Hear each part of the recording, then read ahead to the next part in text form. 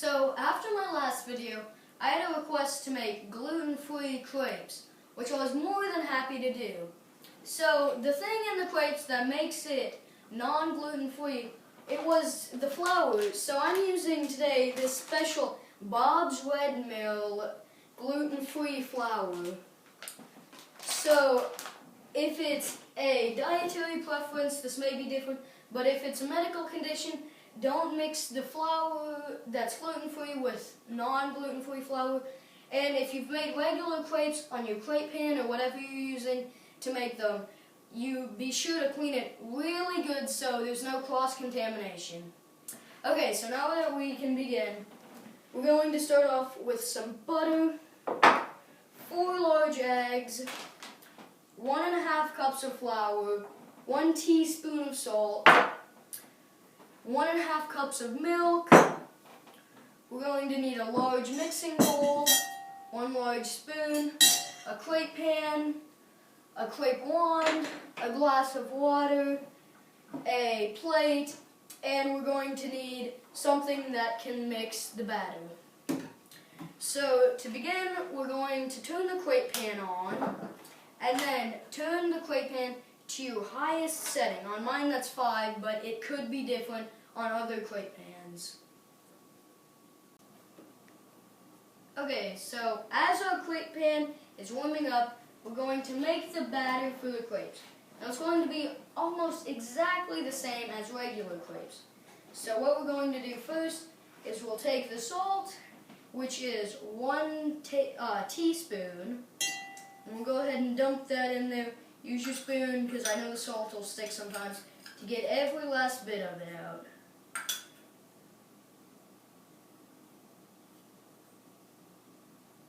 Then once you've done that, go ahead and put your spoon aside and add the 1½ cups of milk. Go ahead and stir it up a bit just to make sure the salt is completely dissolved. Then on your rag, go ahead and dry it off. So the next step is we will take the 1 cup of flour and put it in there. And then the ½ cup of flour, drop that in there too. And then we will put 4 large eggs. This is why you needed the bowl, because we'll go ahead and toss those eggshells straight into that bowl.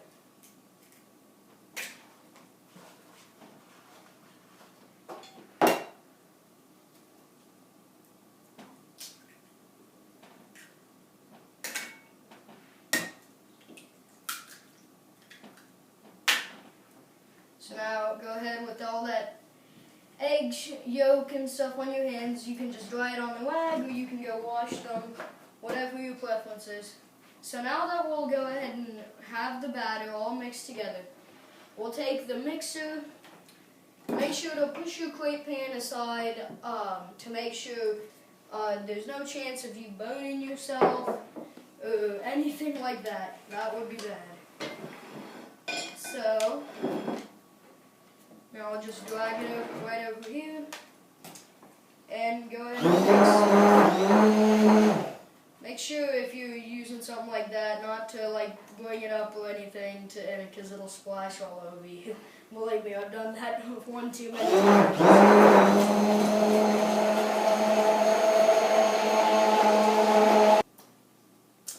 Okay, so now we're going to finally be able to make the gluten-free crepes. I don't know about you guys, but I'm really excited about this. I want to see how it turns out. And some of you may have noticed I do have writing on my arm. I didn't cheat on a test or go get a tattoo or something. It's just my homework. I needed to remember it. Okay, so now to start, we're going to take just a small piece of butter.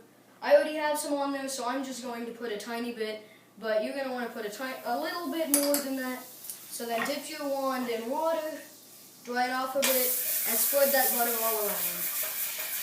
It's okay if it smokes, it's perfectly normal because of the water on your crepe wand and the butter in those things. Okay, so then dry off your crepe one. It doesn't have to be perfect, but try to get it as dry as you can. Okay, now before we start pouring, make sure your batter is completely smooth, no bumps at all. Because from experience, I've learned that if you pour it on there with bumps, it's going to want to rip the crepe when you spread it. So it'll just be easier and faster to take 1 or 2 minutes more to get it completely smooth, rather than to struggle to make one decent crepe. So, I explained this in my last video, but I'll go ahead and quickly explain it again. When you're spreading, I thought this, and most people do, that you're going to want to spread like this in a circular motion, like that, when you pour it on. But the fact is, your wand just isn't big enough to make a crepe like this. So what you're going to want to do is set one of your points in a certain spot and then rotate around it. And then once you've got that initial one, you can kind of go around the edges and get all the excess off the edges. Okay, so make sure to pour slow so it doesn't splatter out everywhere. This gluten-free batter is a lot more runny, a lot runnier than the normal batter. I'm not sure why, so if you're used to making normal crepes, be super careful.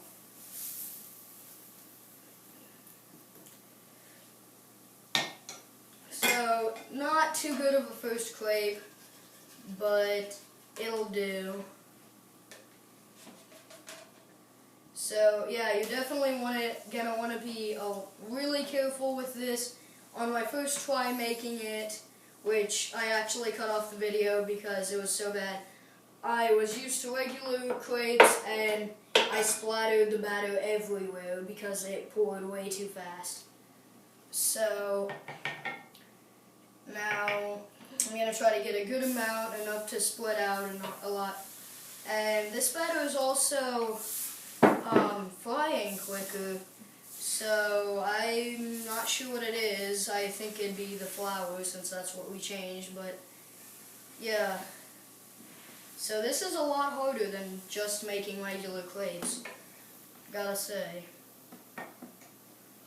I think I'm improving at it, but kind of feels like it's my first time making crepes.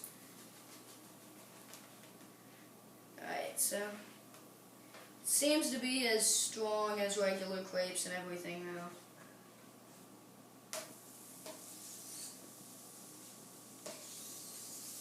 Don't worry if it gets real thin around the edges and stuff. Just try not to pull on it hard or anything. Alright, so I'm going to do one more good one, and then I'll skip the rest of them because I would kind of get a drag to watch me make 8 to 12 crepes.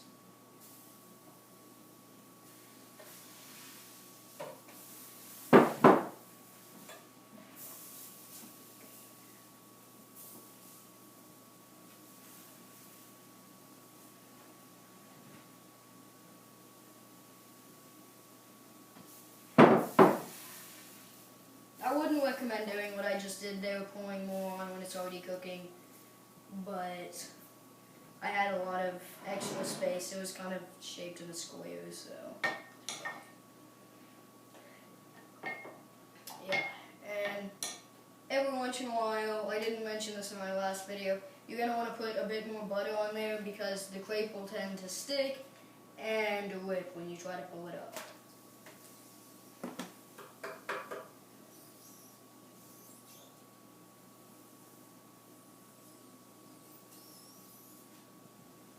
So this is a fairly good crepe.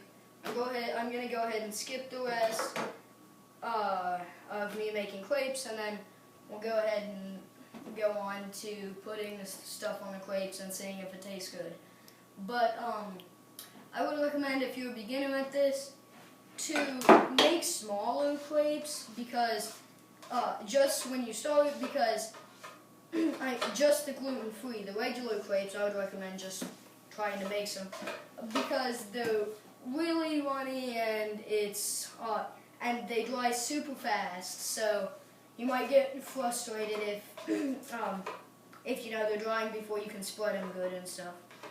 So I'm going to go ahead and skip the rest, and then let's go on to making the crepes with all the stuff on them.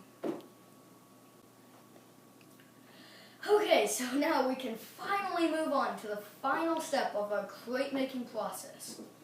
It's going to be super cool because I can't wait to try these out and see what they taste like. So I was having a super hard time making the crepes with the regular batter.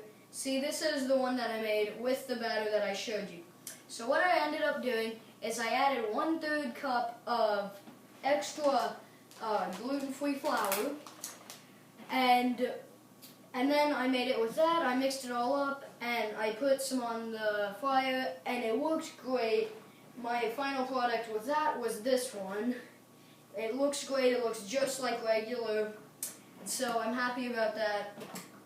So what I'm going to do is I'm going to make one with this, see if there's any taste difference. I don't think there will be, but it's easier with that one.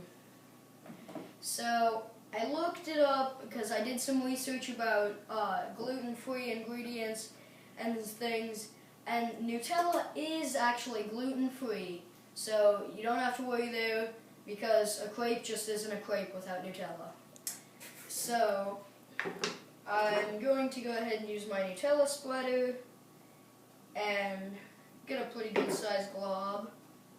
And I don't even know how to fold this crepe. It's a really deformed crepe, but I'll do my best. Okay, and so yeah.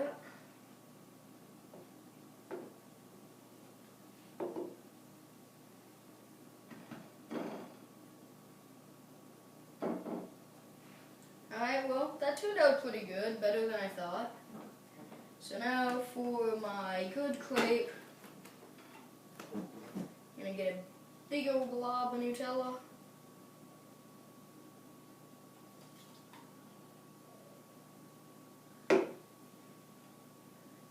Alright, and yep.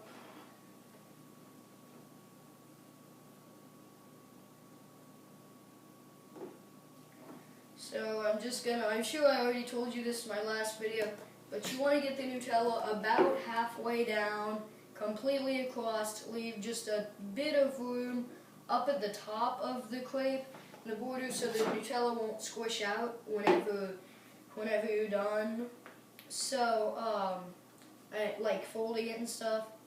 So, I've done that, and I know I explained this also, but first you're going to fold the crepe up like it is a taco, and then you fold it over like pizza, and then you fold it over one last time like the cone of an ice cream cone.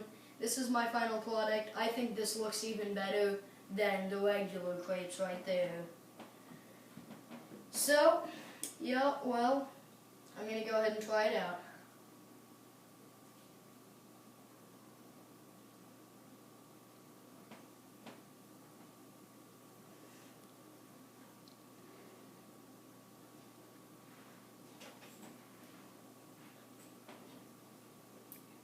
That's every bit as good as a regular crepe.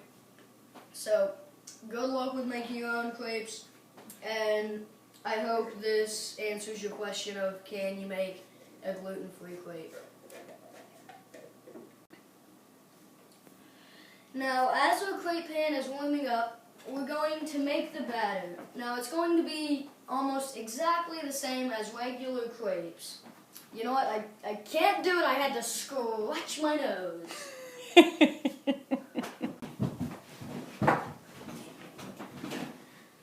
Pretty. Okay, so now we can move on to actually making the...